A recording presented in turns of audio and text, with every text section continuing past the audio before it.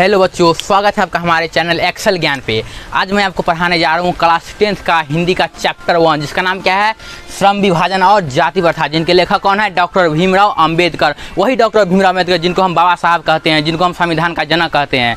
ठीक है, तो चलिए पहले उनके बारे में जानते हैं। तो ये कहाँ है, तो ये है जन्म। उनका जन्म कब हुआ था, तो 14 अप्रैल 1891 ईस्वी में हुआ था। कहाँ हुआ था, महू के मध्य प्रदेश में, मतलब मध्य प्रदेश के महू में हुआ था। एक दलित परिवार में। कहाँ, एक दलित परिवार में। ठीक है, वो उनकी शिक्षा जो हुई थी, स्टडी अमेरिका और इंग्लैंड गए थे पढ़ाई करने। ठीक है, कौन, डॉक्टर भीमराव अम्बेडकर इंग्लैंड और अमेरिका गए थे पढ़ाई करने, और अपने देश में कुछ समय तक वो वकालत भी किए थे। ठीक है, और देखिए उनके प्रेरक व्यक्ति जो थे, जिनके बात से वो मोटिवेट होते थे, उनके प्रेरक व्यक्ति, डॉक्टर भीमराव अम्बेडकर के प्रेरक व्यक्ति जो थे वह हैं बुद्ध, कबीर और ज्योतिबा फुले। इनकी बातों से डॉक्टर भीमराव अम्बेडकर बाबा साहब प्रेरित होते थे। ठीक है, अब है अन्य नाम, मतलब बाबा साहब भीमराव अम्बेडकर के अन्य नाम क्या क्या है, तो बाबा साहेब, संविधान निर्माता और संविधान के जनक, इनको कहा जाता है। ठीक है, डॉक्टर भीमराव अम्बेडकर के जो पिता हैं उनका नाम है रामजी सकपाल और माताजी का नाम है भीमाबाई। ठीक है, उनकी जो रचनाएं हैं वह है the caste in India, their mechanism, Buddha and his Dhamma, annihilation of caste. इसमें सबसे इंपॉर्टेंट जो है इनहिलेशन ऑफ कास्ट है। ठीक है, यह भाषण एक भाषण दिया गया था।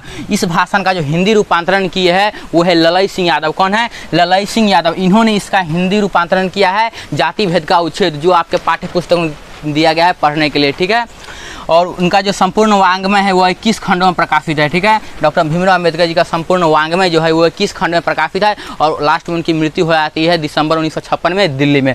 ठीक है, तो आपका लेखक परिचय हो गया। अब चलते हैं पाठ की ओर। ठीक है, तो पाठ को स्टार्ट करते हैं, तो आप लोग ध्यान दीजिएगा। ठीक है, यहाँ जो है श्रम विभाजन और जाति प्रथा।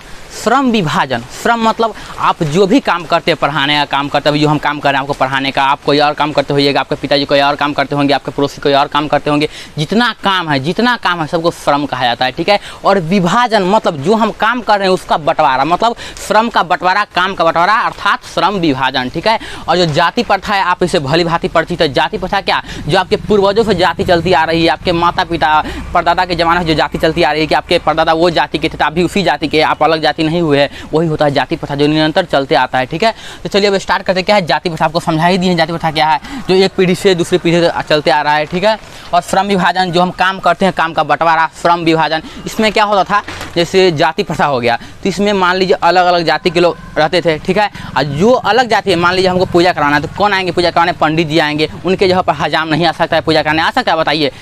हिंदू समाज में यह अनुमति नहीं दी जाती है कि कोई अलग जाति का आदमी अलग काम करे। अगर वो हजाम है तो सिर्फ बाल ही काटेगा, वो पूजा नहीं करा सकता है, कोई अधिकार नहीं है, समाज उसे करने नहीं देगा, भले वो किसी काम में कितना भी निपुण क्यों ना हो। आप मान लीजिए कोई ऐसा मान लीजिए आप बाल काटने में बहुत एक्सपर्ट है, इतना एक्सपर्ट है कि पूरा जिला में कोई नहीं काट सकता है वैसा, फिर भी अगर आप मान लीजिए ब्राह्मण है, पंडित है, तो आपको बाल काटने नहीं दिया जाएगा। आपको क्या काम करना होगा, पूजा करने का काम करना होगा। अब मान लीजिए आपको पूजा कराने का काम नहीं आता है, तो आप भूखे मर जाइएगा, आपको अन्य काम करने नहीं दिया जाएगा, चाहे आपकी स्थिति कैसी भी हो, कितना भी आप एक्सपर्ट क्यों ना हो, बल्कि वो काम करने नहीं दिया जाएगा। ठीक है, तो पहला श्रम विभाजन, काम का बंटवारा। उसके बाद हो रहा था श्रमिक विभाजन। क्या हो रहा था बुआ, हो रहा था उसके बाद श्रमिक विभाजन। क्या है, श्रमिक विभाजन, श्रमिक विभाजन हो रहा था। श्रमिक विभाजन मतलब श्रम मतलब काम, श्रमिक मतलब उस काम को करने वाला।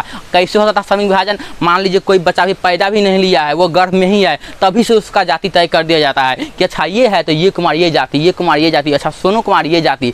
समझे आप ना, वो गर्भ में ही रहता है, उसकी जाति तय कर दी जाती है बगैर उससे पूछे। अस्वाभाविक विभाजन उसे कहते हैं। क्या कहते हैं, अस्वाभाविक विभाजन। क्या कहते हैं, अस्वाभाविक विभाजन। अगर अपनी मर्जी से हो विभाजन तो क्या बोलेंगे, अपनी मर्जी से हो तो बोलेंगे स्वाभाविक, अपनी मर्जी से नहीं हो तो अस्वाभाविक विभाजन। गर्भ में ही तय कर दिया जाता है क्या, जाति को, इसलिए उसको बोलते हैं अस्वाभाविक विभाजन। और श्रम विभाजन के चलते क्या होता था, आर्थिक तंगी आती है, टालू काम करने की अनुमति आती है। ठीक है, जैसे कि मान लीजिए यहाँ क्या है, टालू काम। क्या है, टालू काम। मान लीजिए आप उस जाति के, आपको काम दे दिया गया उस जाति का, आपको मन लगेगा काम करने में, बिल्कुल ही मन नहीं लगेगा काम करने आपको, तो आप कैसे कीजिएगा, आप टाल काम कीजिएगा। जो काम आप 10 मिनट में कर सकते हैं वो काम आप 10 घंटा में कीजिएगा, तो इसको क्या कहते हैं, टालू काम। अगर आप कोई काम 10-10 घंटा तक कीजिएगा, आपको पैसा देगा कोनो, लात मार के भगा देगा यहाँ से डायरेक्ट, निकल यहाँ से, पहली फुर्सत में निकल। समझ रहे हैं अपना, पैसा नहीं देगा। अगर पैसा नहीं देगा तो आप गरीब होइएगा, गरीब होगा तो हुआ ना आर्थिक पहलू, आप गरीब हो जाइएगा। आपका फैमिली है ना भूखे मर जाएगा। समझा रहा है आपको। तो पहला आर्थिक पहलू है, बहुत गंभीर आर्थिक पहलू है।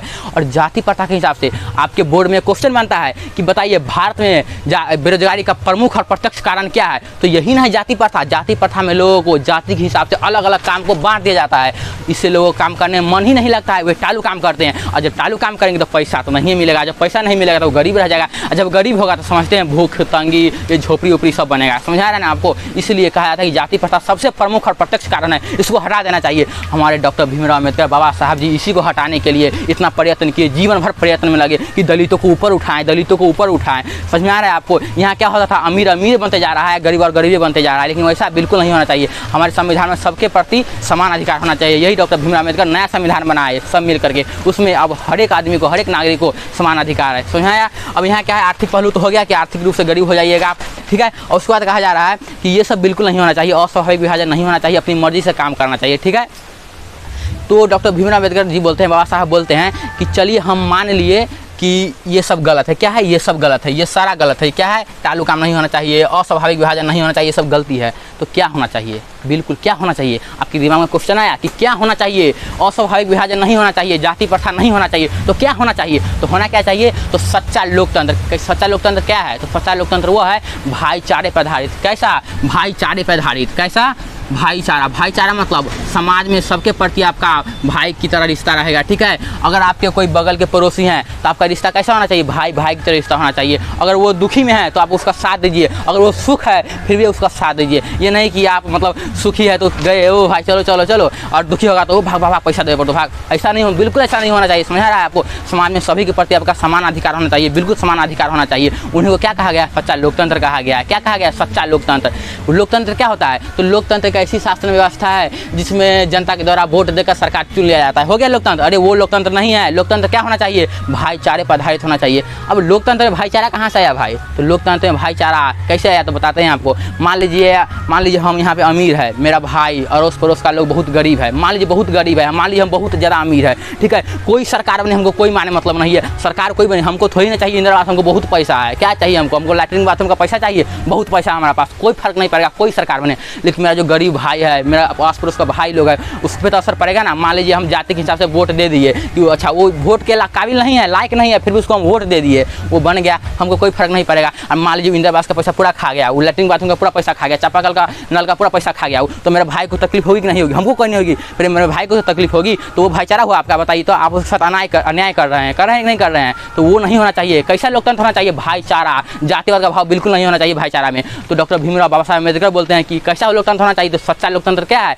तो भाईचारे पर आधारित, जातिवाद के अधिकार से ना हो, जातिवाद नहीं हो लोकतंत्र में, वैसा लोकतंत्र होना चाहिए। समझ में आ गया आपको, ठीक है। तो आपका यहाँ पर होता है चैप्टर खत्म, ठीक है। अब इसके बाद आपका आएगा क्वेश्चन आंसर, आप ध्यान से पढ़िएगा, ठीक है। उसके बाद ऑब्जेक्टिव आएगी, ठीक है। तब तक के लिए बाय।